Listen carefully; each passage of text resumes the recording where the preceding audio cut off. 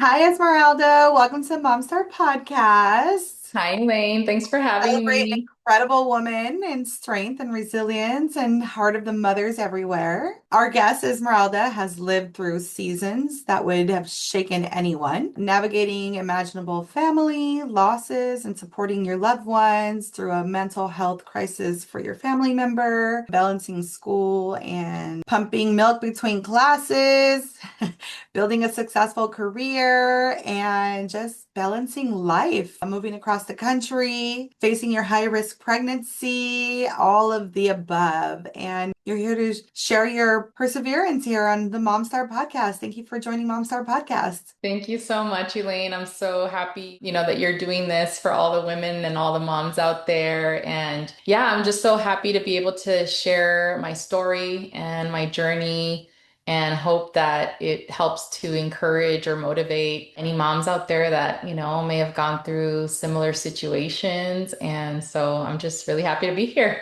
Yay! Let's start off by telling us a little bit about your childhood. So I'm the youngest of four, well, technically six kids. So I'm Okay. the baby amongst all my siblings. I have, the most wonderful parents that I miss so much because Oh. they no longer live near me. They're pretty far away, but awesome parents. Grew up in a really tight-knit family, in California with just tons of aunties and uncles. Amongst Latinos, they're like our extended mom and dad, our Yeah. aunties and uncles. We adore them. And our cousins are like, extra siblings. So yeah, I grew up in a really nice communal area down there in the San Fernando Valley where, Yes. I met you and met so many of our friends and had a great relationship with my grandma. When I lost her, that was sort of the starting point of my journey with experiencing depression. So that was a big turning point for me was losing my grandma. Your grandmother's loss. Were you already a mom? No, I wasn't. So I actually was in college. I was like in my second year of college. So I hadn't quite turned 20 yet. I think I Okay. was 19 going on 20. We lost her in December, right before the Christmas holidays. So, that was hard not having her that year, that Christmas. And we had several family members that, they all traveled to Mexico to go do her, her funeral. Okay. And I ended up staying behind with my one of my older sisters who was expecting her first baby. She had a high risk pregnancy, so I decided to just stay home with her and, kind of keep her company just in Mm-hmm. case the baby Mm-hmm. came. So that was tough not being able to actually go and participate in her, her funeral.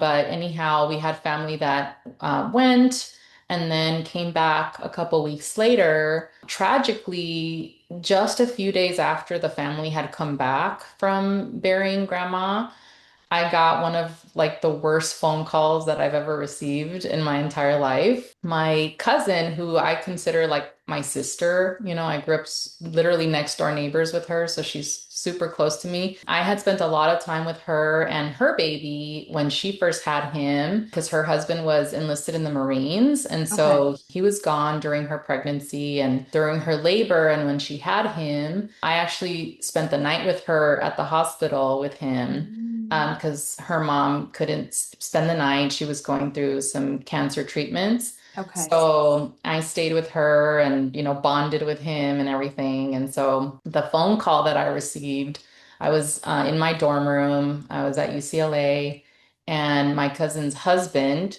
who is the Marine, he had just come back from his deployment in Iraq. He had only been there for a few months. Of course, I was completely shattered and shocked. At first, I didn't believe him. I kind of thought it was like he was playing a prank or something. And I was like, but no, he wouldn't play a prank like that. Right. And yeah, I could tell from his voice that it was real. And, he was basically asking if I could help let the family know, if I could tell my aunt and uncle, her parents, what was going on. And it was hard. It was really hard to hear that news, but also to have to make the following, To yeah. share that news and be the one. to deliver all the messages. Yeah, he was only 7 months old and, just very tragic, very unexpected. What made it even harder was that he passed away on January 12th, 2005. And the very next day, on January 13th, my sister, she gave birth to my niece, to her first baby. Oh, And so we were obviously so like happy for her and excited to, welcome her into the world. But at the same time, we just had this tragedy the day before. right. And, because of her health and, her being a brand new mom, we all decided as a family, like not to tell her, what had happened to our cousin's baby. And that was so hard, it was standing there, like looking at my niece through the nursery window, Yeah. The and excitement. the Yes. excitement, but at the same time, the heartbreak, right? Right. From the day before. Of The knowing loss. that, we had just lost the baby. And so that was a really, really hard time. And several of my other cousins and I, we drove down to where they were living at the Marine base and in 29 Palms. We had the difficult task of basically like clearing out his nursery, his little bedroom, Right. and putting all his belongings away so that if and when my cousin came back home, she didn't have to like see all his stuff. And so that was heartbreaking. And everything was just happening like so fast that it didn't really give me time to Yeah, process you were it, so busy. You were consumed with tasks on a daily. Yeah, just trying to help my cousin and her husband, And so I kind of just suppressed everything that I was feeling at the time. And, weeks went by. We obviously had his funeral service, which was again horrible. Like, I don't think any mom should ever have to Right. bury their child. And it was just a really sad time. But, I went back to school because I was still in the middle of college. But, as time went on, I would get phone calls from my cousin when she was having a really, really low day to the point where she was obviously questioning, like, her life and Life. whether she should continue going. And I mean, I can't even imagine, the grief. And And her mom, did her mom pass away? no, thankfully her mom was still alive and she survived cancer, thank Okay, God. okay. Yeah, she Oh, good. survived. She went through her treatments and so she was there but she was living alone at the base while her husband was still Oh, serving, in mm-hmm, the service. And so a lot of times she just felt really lonely. And of course, when you're, going through grief, you can mm-hmm. really feel helpless. And so I love my cousin so much that I was like, you know what? I'm just going to take the quarter off of school. So I put in my paperwork to take that semester or quarter off. And I decided to go live with them at the Mm. base, just try to help her navigate this new reality, of not having her baby. And again, it was just really traumatic to wake up, to a mom screaming and calling out for her baby and him not, Oh. not being there and just helping her go Did you through. find yourself going over to soothe her when she'd wake up with these cries? Yeah, I mean, initially I would, let her husband, comfort her and all of that. And then once we all kind of woke up for the day,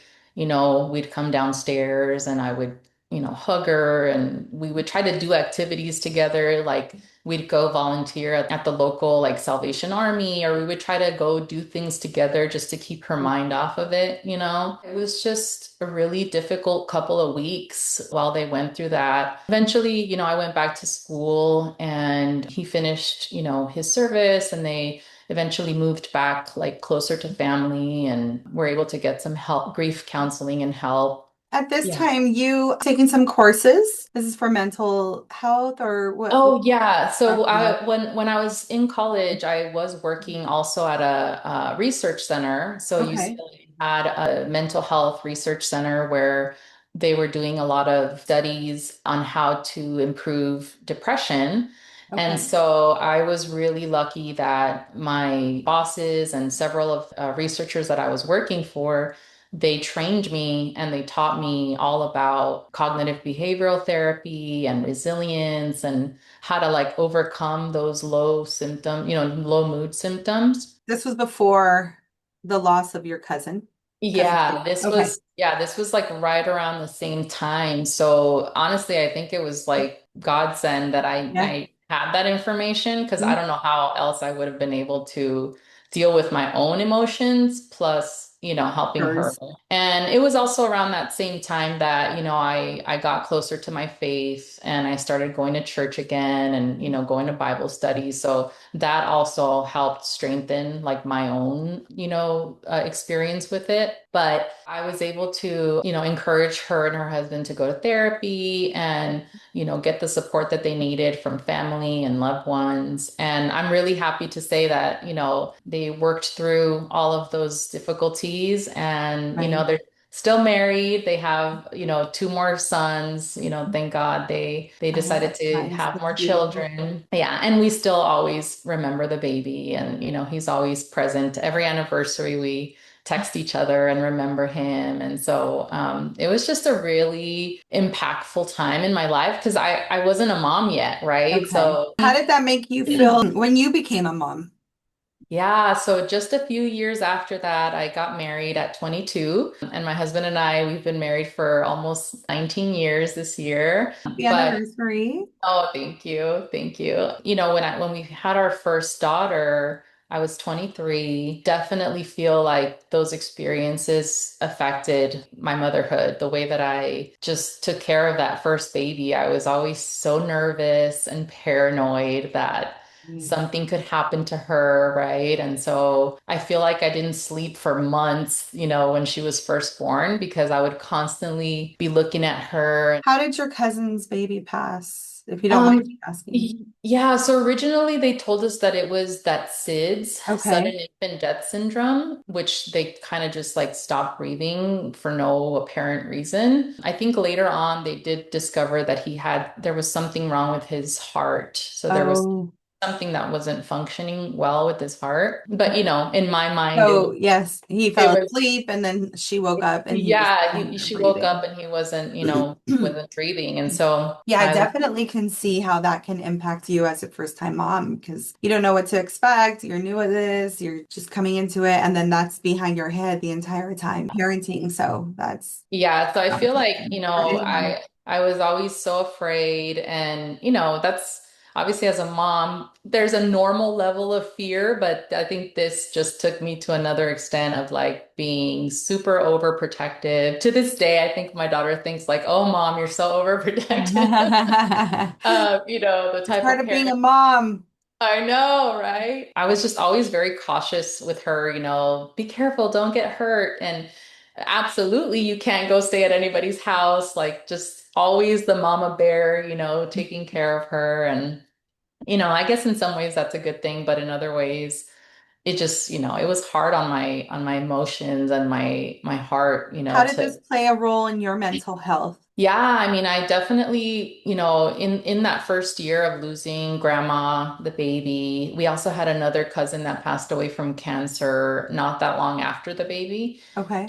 So I think it did get to a point where it all just kind of came crumbling down on me and I hit like rock bottom, right? Right. And so I definitely went through a phase of just depression. The grief would just come in and I would cry for no reason. I was struggling to like keep up with my grades in school. At the time, I was also, obviously, I was still single and young and I was in college and partying and drinking became a really big challenge for me. I found myself like drinking a lot just to try to not Hmm. feel the pain, right? So thank God, like I told you, around that same time, I had a really good sorority sister. Shout out to Dr. Jennifer Yan, who's Yes. the dermatologist, but she has always been a woman of faith. I think she saw me struggling and she invited me to come to Bible study one day. That really set me on the path the You rest felt of you needed at the time. yeah, for sure. And so, I struggled on and off and, I feel like I never truly like finished grieving. I don't think you ever finish grieving Right. that deep of a loss with when it's people that you love so much. But, you know, it comes in waves. Whenever we have another family member that passes away, it kind of like triggers me back Yes. to that same It's time. like opening a wound, Yes, it's like you rip the band-aid wide open and it all just kind of, you hurts feel all it all over. over again. I'm so grateful that I did learn all of the, skills and tools about how to fight off depression. Obviously, I'm still very much strong in my faith, and I felt like I came to a point where I wanted to share that, with Yeah. other women, other moms. I constantly talk to my girls about, being strong, being resilient, being careful about, the way that you think about things, and staying connected to other people is so important when you're feeling low, stuff like Right. that. Right. So, The importance of community. Like, I don't yes. think we can preach that enough to any mom Yes, you have because, to surround yourself with other people that can lift you up and help you out. Especially for young moms, those first few weeks are really hard. mhm. And so I was very lucky to have, my husband who was always very supportive, and he ended up raising our daughter. Yeah. Speaking of Yeah. your husband, I love your story. I love how your husband became the stay-at-home parent and raised your girls. Tell us a little bit about that and how Yeah. that became a decision for you guys. Yeah, so like I said, we got married young. I was 22, he was 21, and he had relocated from Washington State down to California to finish out his degree, and then we got married and had our daughter. And when he was working at a hospital that ended up just having mass layoffs. Okay. This was in 2008, kind of Mhm. like that whole Yep. real estate bubble recession. So when they let him go, we were like, well, do you go look for another job, or do we just, do you just stay home? And Figure it out. yeah, so we just Yeah. did the math, and we were like, it's probably better to just have you stay home with her instead of paying a nanny or a daycare, right? And we Right. didn't have like families super close by that could just take care of her. And again, me being the overprotective mom, I didn't Yeah. trust anybody. Anyone or any Yeah. facility you wanted to have her home. Exactly. That makes So sense. so he stayed home, and it worked out. And he would take care of her during the day while I was at work, and then at night he would go do community college classes, and eventually he did, his bachelor's degree, and we just kind of took turns Juggled helping it. each other. Yeah, we sacrificed for so many years on just the one income, Yeah. but Did we you ever both. feel like judged or, because your family don't follow tradition gender roles, right? Because Yeah, that was a home pretty you big deal. worked. Yeah, it was a big deal at the beginning, especially like, my parents being very like traditional Mexican, like, Yeah. the man is expected to stay home. I mean, work at Work work, and the the mom mom. stays home. Yeah, and so the whole like reversal of the roles was really weird for them, but at the same time we were like, well, this works for us and our family, and so we're just going to do what we have to do to, Good for you. Yeah. know, I to move mean, on. everybody's different. Things work differently for every family, and you just have to find what's right for yours. So that's Exactly. good. Good for you. Yeah, and there were obviously challenges. You have to figure each other out as far as, who's gonna Right. do chores, and Yeah. who's gonna The cook. dishes. Yep. All the Yeah. house fun. Exactly. Yeah. But we worked it out, and we waited about 7 years before we had our second daughter. So I have three daughters, and those first 7 years were great because we got to really enjoy, our oldest. And I think that having that really strong relationship with her dad Mhm. just really shaped her into the woman that she is today. Yeah. She's really smart, really secure in And herself. she actually graduated high school, right? Now you Yeah. have a high school graduate this year. I know, Oh, you have a yeah. college student. Is she in college now? No, Or not yet. She's gonna take a year break. She wants to okay, okay, figure good. out exactly what she wants to do. So right now we're trying to get her driver's license. Yeah, get Very her good. adulting. And Yeah. so because now this is a different era for you in motherhood. You're daughter is going to high school. You found that she's really a young adult now. Mhm. Tell us a little bit about how you've created a business with your girls, and you're in this different era right now with your life Yeah. and your career and your girls growing up and Yeah, it's really interesting the twists and turns that life can take, right? right. So I feel like because I had her young and, she ended up staying home with her dad, I feel like I missed out on many years of just like meaningful, like important milestones with her. But, they Yeah. were all good in the end for Mhm. her. But as she started getting closer to graduation, I was like, man, what can I do to like rekindle that bond with her, but also with her sisters, right? Something that we could all do together that like brings us together and we can do something fun and that I can also teach them valuable life lessons. Right. So earlier this year, we decided they really picked up crocheting and knitting. Fun. And so we were like, oh, it would be kind of fun to like just start up our own little business to like do pop-up markets and sell, little beanies and plushies and all this stuff that was probably way more popular during COVID. But Yeah. I was like, hey, this will be fun. Oh, why not? Yeah, I decided to apply for our little business license and I got them all permits so they can all work for the business That's legit. awesome. And so you guys go out to these vendor markets and Mhm. sell, and then do you have an online store or what do you Yeah, so do? one of the things that I asked my oldest was, hey, help me build the website, right? Because, Right? teenagers, they're smart with Yep, they're technology. savvy. Yep. So she figured out how to get us all set up, and she had taken a photography class during her, I think, junior year in high school. So I was like, okay, help me take the pictures of all our products, and Yeah, put you all the know, skills to work. Yeah. Yep, get all those Everything you skills need in for a there, business. learn how to do like the bookkeeping and accounting for the business. And, I teach them how to obviously like make sales and do good customer service, but also like, okay, you get a certain cut of the Yeah. business profits, and then we get, the business keeps a profit. And don't forget about taxes and, you know. Yeah. Yeah. Everything that they need to learn as an adult. That's amazing. Yeah, exactly. So we've been doing that for a few months. And, obviously we're still trying to figure out what she's going to do as far as like, her career or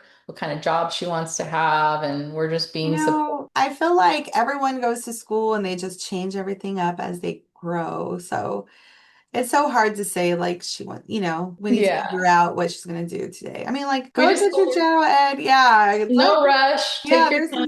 there's no rush to becoming an adult. For sure, for sure. And college can get really expensive. And Right. so I know that my husband and I both, we took out student loans that we're still trying to pay off. So we're Yeah. like, don't rush into getting a Yeah. student loan.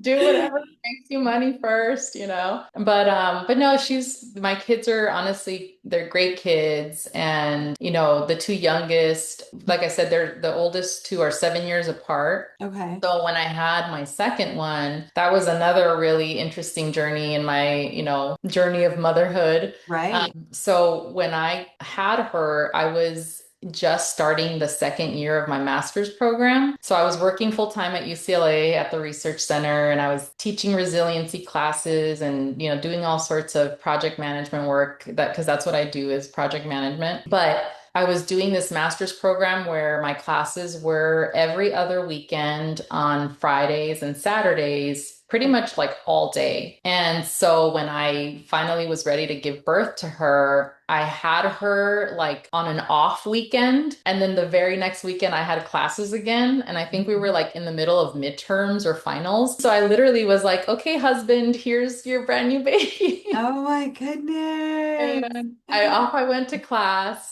And so I had to find ways to pump milk in between Right. classes and take little power naps wherever I could, because it's just The really pressure was on, the right? pressure was on to finish the degree, but also, be healthy, take care of myself. So And when you graduated, how yeah, did you I go brought back? that baby with Yep. me. Good for I you. Yep, I walked on stage with her and I was like, look, everybody, We I know did it. we did it, not Yeah. just, yeah, that was Oh, great, but I think those are things that you could look back on and teach your girls, especially for those of us that have daughters of like, if your mom could do this, you can do it. right, right, right. Nothing is impossible for you. You can be a mom and go Hmm. to college Hmm. and have a job and have a strong marriage Right. and do all the things, And like but take the time when you need it. yeah, and take Right, the time when you need to, right. ask for help when you need to, And like, then, it's okay to have your low yep. days, And dust There's yourself off, pick up, and keep going. That's right. That's Yes. Yeah, so that was a big year was when we had our second daughter. That was 2015. And then a few years went by, and like I told you, my husband, he originally was living in Washington, and we had always said, "Oh, if we ever get the opportunity to move to Seattle, it would be cool if, one of us got a job there and we moved, Yeah, And at the time, of course, Los Angeles, really expensive, really right, hard to like afford a house when you're a young family on one income, right? right. So we knew that it was going to be almost impossible to buy a house there. So I started looking for jobs and I applied for a job at, the University of Washington at the medical center and I got the job. Yeah. So Were we you made shocked? I wasn't Or did you shocked. expect to get that job? I was pretty confident that I would get Okay, it. good. I was just like nervous though, right? Because it's literally It's picking up new. your whole family Hmm. and New moving. state, new everything. Yeah, moving 2 states Young. away, You all were young. young. My whole family is, lives in California. I Has don't have any never been apart, never been separated like that. exactly. And so it was all a brand new adventure, but I feel like I've always been the type that's like willing to take the risk or like take on a new The risk taker in the challenge. family. Yes. Yeah, Yep. good for you. So we made the big move and then 3 months into the job, and this is a director level job. So like big responsibility, a lot Right. of work, a lot of projects. I found out that I was expecting my third daughter. And so as That's you can tough. imagine, the pressure, right? Of like, I'm the sole income earner for my family. I just moved us to a new state. Right. We were just getting started and this job, I mean, the people that I work for don't know me. They don't know if they can trust me or, Right. You have to prove and yourself because you're I had new to, there. yes. And this was 2018. So this was before, work from home was a thing. It was before, the whole like pandemic where everybody got to work from home. So I had to go to work every day. And, a couple months into the pregnancy, I had a really scary situation where I thought I was going to lose the baby. Mhm. I was bleeding. I had to rush to the emergency department. The doctors told me that it looked like I had placenta previa, which is a pretty dangerous condition. So, and then later on, they told me I had gestational diabetes. So they put me on bed rest for like, I think it was a month or two. Wow. And so you can imagine, I have to ask my The boss, pressure. hey, I have to be on bed rest. Can I work from home? And so it was very stressful time. And of course, we have the two older Young one. girls. They're getting used to their new environment, new school, no family, The change. So Yeah. yeah, big changes. But thankfully, I have to say, like, I had some really amazing coworkers that came through with like meals. They would deliver meals to our Oh, house that's and amazing. Again, they, it goes back to community and who you have around you and the support system. And that's yes. amazing. Yeah, they threw a little baby shower for me at work. And so, I'm really grateful for all the people that stepped up to be that support system for us. Right. And yeah, I mean, I had her. So this is the crazy part too. She was born on September 11th, 9/11. Okay. So she was my little, like emergency 911 baby. Of course, 9/11 is a big, meaningful day for our country too. And so I always tell her, you were born on a very meaningful day, Right. this happened. And I always tell her like, the story behind that. And yeah, I mean, it's just been, I feel like every Yeah. pregnancy and every birth experience was, crazy in some way. But again, I feel that every experience as a mom has just given me the choice of, are you going to bounce back from this Yeah. and be better and resilient, or are you going to, give up? And you just can't afford to give up when you're a mom, right? No, Like you you have to can't. give it You've your got these, all. yeah, you have these little kids, these babies depending on you. They're watching your every move. They look at you for guidance. There's no weak sauce. Uh-huh. I'll tell you what though, like I'll cry in my shower and in my bed, but I will just get up, pick myself up, dust off, and keep going because yeah, Yeah. the little one's staring at us, you know. Yeah. And, again, I have to say, I can't take full credit because my husband really truly has been like the Your dad backbone. star. Your backbone at home. I mean, It it takes, truly takes two, or it takes a village, but the Mhm. fact that you had your husband be a stay-at-home dad, that's Yeah. amazing too. And that's required its own level of sacrifice, right? Right? As a man and as putting his career on hold but at the same time, like the trade-off has been so great. Like he has developed amazing relationships with each of his daughters and like he used to have some of the moms in the little like communal playgrounds would be like, "Wow, you're a stay-at-home dad? That's so great. Like, I wish my husband, I have, the most wonderful parents that I miss so much because Oh, they no longer live near me. They're pretty far away, but just awesome parents. Grew up in a really tight-knit family, spent more time. And yeah, they so, loved it. They're like, yeah. oh, we got a dad in our circle. That's fun. Exactly. Yeah, with obviously different approaches to parenting, right? There's Right. different styles between dads and moms, but it all worked out, and I'm just really grateful to be where we are right now. Like I said, we're going on 19 years married. Our oldest graduated high school. Our two Oh, youngest they're actually homeschooling right now. We oh, decided okay. to try out the whole homeschool thing, and How's that going? it's This your really first time homeschooling? yeah, this is the first year. And honestly, they love it. Like, we love the fact that we can kind of create like our own schedule. We The pick up, freedom yeah, that the comes with it. curriculum. Yeah. And, we decided to get a dog last year. So we have this little puppy. And so my husband's able to stay home and teach them, take care of the Yep. puppy. And, Responsibilities. yeah, but it just works out and Yeah. I'm So, grateful. so tell us who is Esmeralda today compared to Esmeralda when you first became a mom. Yeah, I think back then I dealt with a lot of guilt of like Okay. not being the stay-at-home mom. Hmm. I feel that today,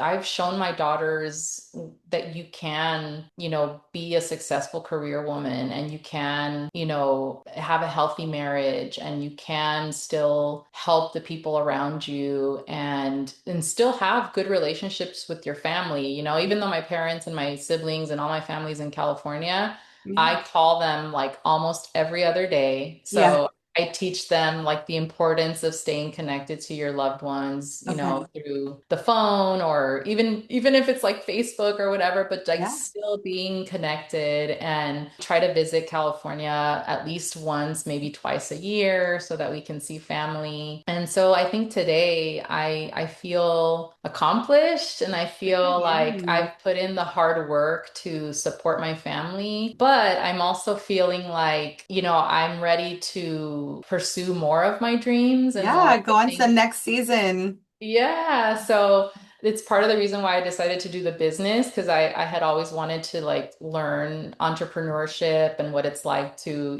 run a business and grow that. So I'm learning a lot and trying to figure out like, okay, what's my next step? What do Yeah. I want to invest in next? Or what do I want, what kind of So company to not run? only do you have the crochet business going on with your girls, but you also have a YouTube page now. I did. I decided to start my YouTube channel earlier this year. And, all the stuff that I learned from my days at the Mental Health Research Center, I used to teach a class in English and in Spanish. So thankfully, I'm bilingual. I used to teach all kinds of classes throughout the communities of LA. And I remember how much it would inspire me and impact me when I would see that these people that were struggling with depression, they'd go from day one to the end of the class. It was like a seven session class. By the end of it, they were like a completely different person. Oh, Like yeah. they would come in looking It like, was a beautiful program. yeah, it was so helpful. And so I thought back on that and I was like, you know what? I still have the materials. Like, I'm just going to record them. Like, I'm going to Oh, yeah. video for every session. So that's what I've been doing for the last couple weeks is just posting one video per week, one in English, one in Spanish. And as I was doing that process, I was just like, you know what?